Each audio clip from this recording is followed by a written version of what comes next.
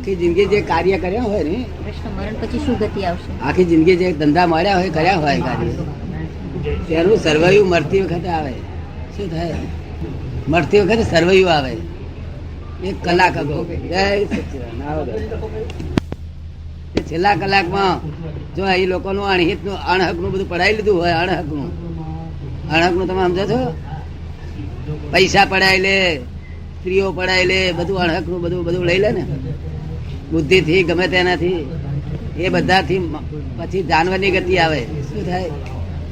જનાવરની ગતિ. અને જો સજ્જનતા રાખી હોય જિંદગી, 4 પ્રકારની ગતિઓ તે આયા કરે. સમજ પડે ને?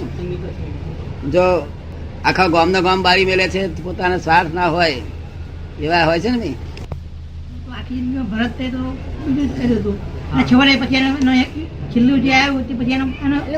ભરત ની વાત કરે છે કે ભરતે તો આખી જિંદગીમાં સારું કર્યું હતું, પછી છેલ્લી વખતે એનું એ થયું એટલે એની ગતિ બદલાઈ ગઈ કે છે.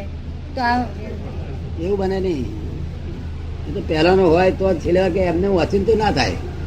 છેલ્લે વાર કોઈ સર્વૈયું છે. શું છે? આ તો ચોપડીમાં એવું લખે લોકો. સમજ ને? લોકોને છેલ્લી વખતે મન સારું રાખવા માટે આવું દાખલો આપે. બાકી મરણ એટલે તો છેલ્લી વખતે 1 કલાક સર્વૈયું આવે આખી જિંદગીનું. સમજાયું?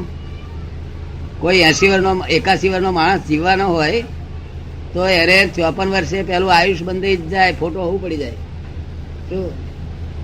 54 વર્ષે એ ફોટો પાછો પછી આગળ બદલાઈ જાય પાછો. બરોબર ને? 54 વર્ષે દેવનું આયુષ પડ્યું હોય, પાછો ફરી આયુષ ક્યારે બંધાય? 81 વર્ષ જીવવાનું હોય ને તો 54 વર્ષે પહેલું બંધાય અને પછી 72 વર્ષે ફરી બંધાય. સમજ પડી ને? તાર તે ગધેડાનો અવતાર આવ્યો એટલે દેવ હતો, દેવ મન બગડ્યો. આ વિચાર બગડ્યા એટલે થોડે ને. આ શું કે છે? શાસ્ત્રો શું કે છે કે ભાઈ નિદાન 40 વર્ષ પછી સારા વિચારો રાખો. શું કે છે?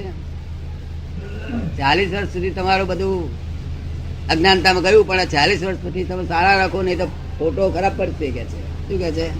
તમે સમજાયું ને? કારણ કે પછી આયુષ બંધાવવાની શરૂઆત થાય એટલે 72 વર્ષે ફરી બંધાય. પહેલી વખત 54 વર્ષે બંધાયું, બીજી વખત 72 વર્ષે બંધાયું. કેટલા વખત થયા? 2 વખત.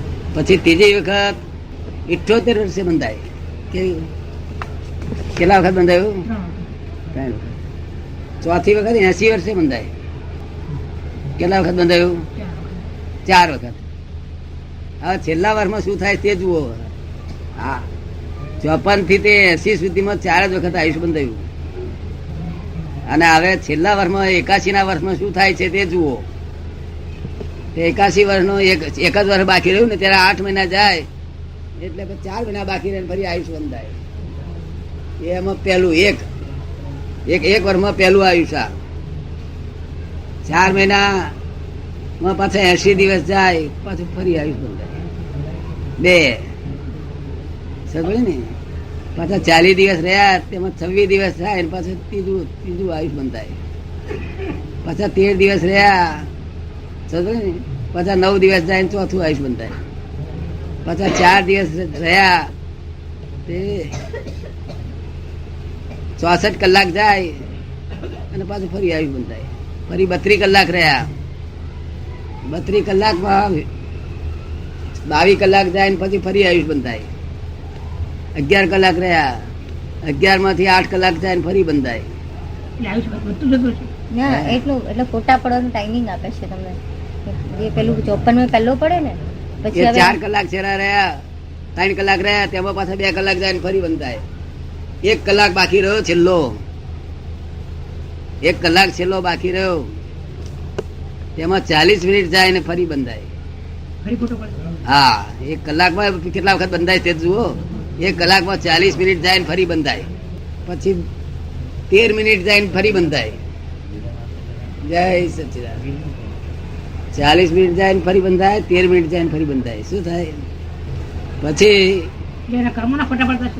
ગતિમાં પછી 6 મિનિટ જાય ને ફરી બંધાય. હવે 1 જ મિનિટ રહી છે. હજુ ભાઈ એને દીવો હરગાવેલો છે, 1 મિનિટ બાકી છે, તો મિનિટ ની તો 60 સેકન્ડ થઈ. પછી ખબર ને 40 સેકન્ડ થાય એક પાછું ફરી બંધાય, હજુ 20 સેકન્ડ બાકી છે. સમજ ને? તેમાંથી જ 13 સેકન્ડ થાય ને ફરી બંધાય. 6 સેકન્ડ બાકી છે, તેમાંથી 4 સેકન્ડ જાય ને ફરી બંધાય, અને પછી છેલ્લી એક બંધાય. તમે સમજો ને? આવી રીતે આયુષ બંધાય. ફોટો પડ્યા જ કરે. એક ફરો મનુષ્ય નો હોય, એક ફરો દેવ નો હોય, એક ફરો ગધેડા નો હોય, કૂતરા નો હોય, ફોટો બદલાયા જ કરે. અને છેલ્લો પડ્યો એ સાચો. ફોટો પડે પોતાની ઈચ્છા પ્રમાણે પડતા છે. પ્રશ્ન છે એમનો કે ફોટો પડે એ પોતાની ઈચ્છા પ્રમાણે પડે. ઈચ્છા તો પોતાની દેવગતિની હોય બધાને. આ બધા આ દુનિયાના હિન્દુસ્તાનના લોકો પોતાની દેવગતિની ઈચ્છા રાખે એવા કેવા છે? સમજે ને? પોતાની ઈચ્છા તો આમાં કશી આમ ચાલે જ નહીં. ફોટો પડતા છે પણ એના કર્મથી ફોટા પડ્યા કરતા છે, બદલાતા છે. એ કે ફોટા જે પડે છે તે તેના કર્મથી પડે છે અને કર્મથી આ બદલાય છે. હિસાબ જ બધો હિસાબ તમારું સરવૈયું એ પ્રમાણે ફોટો દેખાડે. માટે 40 વર્ષ પછી વિચારો ફેરવજો, ક્રિયાઓ ફેરવજો, બધું 40 વર્ષ પછી ફેરફાર કરી નાખજો, નહીં તો મારા ગયા જાણ. જો તમને તો 40 પૂરા થયા નથી ને, 2-3 વર્ષ મજા કરી લો, બરાબર ને? પછી 40 વર્ષ પછી તમારે હજુ 2-4 વર્ષ મજા કરી લો. લલીબેન પૂછે છે કે એક્સિડન્ટ થાય અને કોઈનું મૃત્યુ થાય તો એ જીવનું કેવું થાય, ગતિ કેવી થાય? એમ એ તો ગતિ તો એને મળી જાય, એને મળી જાય. પણ જો કદી એને વાસના કઈ રહી ગયું હોય તો પ્રેત થાય. અગર કોઈ વેરથી મારી નાખ્યો તો પ્રેત થાય. વેરથી મારી નાખ્યો ને તો પ્રેત થાય. તમે રાતે ધ્યાન કર્યું તું? મહાત્માઓની વાત કરું છું. સુખ દુઃખમાં સંજોગો પ્રમાણે સુખ દુઃખ તો થાય જ ને. સંજોગો પ્રમાણે સુખ દુઃખ તો થાય જ ને. ગમે તેવો મહાત્મા છે, હજુ જ્ઞાની થયા નથી, એટલે સંજોગો પ્રમાણે સુખ દુઃખ તો થવાનું જ ને. પછી તો આજ્ઞાન થયું કેવાય. તો પછી આજ્ઞાન થયું કેવાય. આર્તિજન થાય ને, આપણે જ્ઞાની આર્તિજન થતું જ નથી. એ અને મેરે આવડી સમજણ હોય તો મનમાં એમ લાગે મન થઈ જાય છે. આર્તિજન નો કરતા જોઈએ. મટી ગયા ના હું કરતા છું એવું ભાન થાય ત્યારથી આર્તિજન. કોઈ પણ ધ્યાન અહંકાર હોય તો જ થાય. અને આ લોકો જે કરે છે ધ્યાન એ તો એકાગ્રતા છે. અહંકાર થી કરવામાં જે ધ્યાન આવે તે બધી એકાગ્રતા કહેવાય.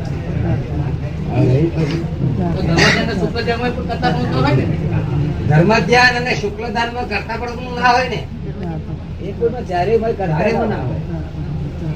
ચારેયમાં અહંકાર હોય તો ના થાય. અહંકાર જયારે બીજી જગ્યાએ વપરાય હોય ત્યારે થઈ જાય.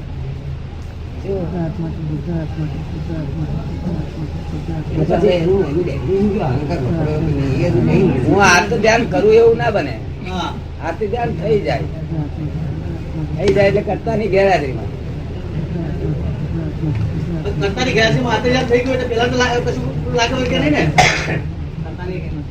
ગેરહાજરીમાં થયું. કરતા તો હાજર છે ને ભાઈ દાદા, પણ ગેરહાજરી થયું પણ એને ઇફેક્ટ તો થાય ને.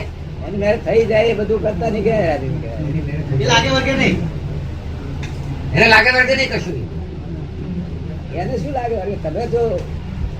તમે જો માલિક થવા જાઓ કે મને આર્થ ધ્યાન થયું, તમે રહી ગયું. મને હુરીએ ચડાવી દેવા માંગે. મને હુરીએ ચડાવી દેશે.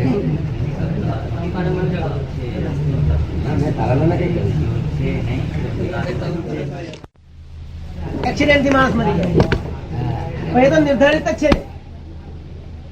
આપણા પણ એક્સિડન્ટ થયો. એક્સિડન્ટ થયો તે આપણે મને એક્સિડન્ટ થયો, પણ પેલો તો નિર્ધારિત જ હોય છે ને કે આ એક્સિડન્ટ થી જ જવાનો. હા, તો એનો ફોટો કઈ રીતે પડે? એનો ફોટો કેવી રીતે પડે? તો પછી એનો ફોટો કેવી રીતે પડે? છેલ્લી સેકન્ડ માં પડેલા છે, પડતા જ આવ્યા. પેલાને જે 54 ને 78 થાય એ પ્રમાણે નહીં. એ પ્રમાણે જ હોય. કોઈ વેદના હોય ને, હા, એ કોઈ જ્ઞાન હાજર ના હોય તો વેદના પ્રમાણે વેદના પ્રમાણે છેલ્લું એનું.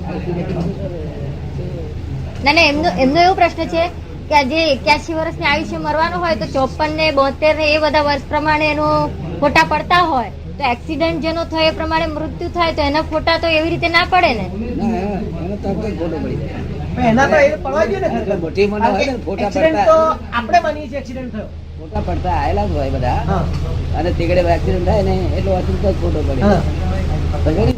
એ છેલ્લા કલાકમાં તો બધા એટલા બધા ફોટા પડે છે. એક કલાકે એક્સિડન્ટ થયા પછી જીવે, હું કઉ છું 2 મિનિટે જીવે તો 2 મિનિટ ના 120 સેકન્ડ થઈ.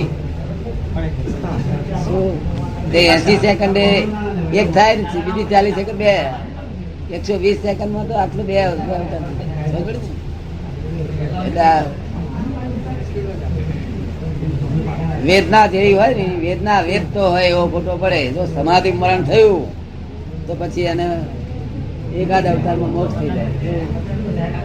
સમાધિ મરણ. હું શુદ્ધાત્મા છું એવું ભાન રે. આપણા કેટલાક મહાત્માઓને મરણ થયા ને બધા શુદ્ધાત્મા, હું શુદ્ધાત્મા છું એવું ભાન રહ્યા કરે. અને આ બધું વ્યવસ્થિત છે એટલે પછી ઘરની દુકાન કરે અને ચિંતા કોઈ કરે નહીં. સમજ પડી? વ્યવસ્થિત ચાલવાનું. વ્યવસ્થિત હોય એટલે વ્યવસ્થિત જ છે એટલે કોઈ સવાલ જ નથી ઉભો થતો એના માટે. બસ, બસ.